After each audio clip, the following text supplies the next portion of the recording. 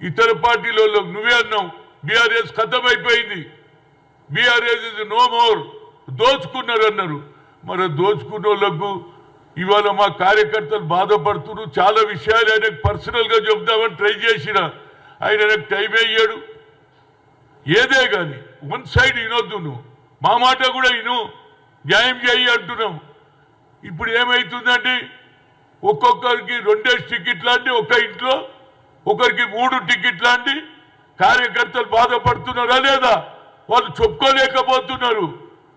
ఇవాళ ఇంకొకటి వే ఉన్నదని నువ్వే అన్నావు, వే ఉన్నది కాబట్టి ప్రతి ఒక్కడు వస్తున్నాడు.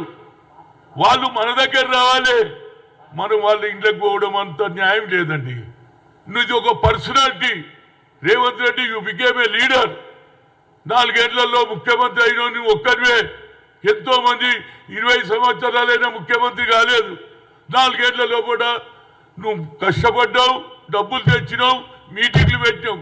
కానీ లాస్ట్లో అసెంబ్లీ ఎన్నికల వరకు సోనియా గాంధీ 6 డిక్లరేషన్ వల్ల సోనియా గాంధీ ఏదైతే తెలంగాణ ఇచ్చిన నమ్మిక మీద ఇవాళ ప్రజలందరూ మనకు ఓటేశారు. వేవ్ నడుస్తున్నది. వేవ్ నడిచినప్పుడు ప్రతి ఒక్కడు వస్తాడు మన దగ్గరికి.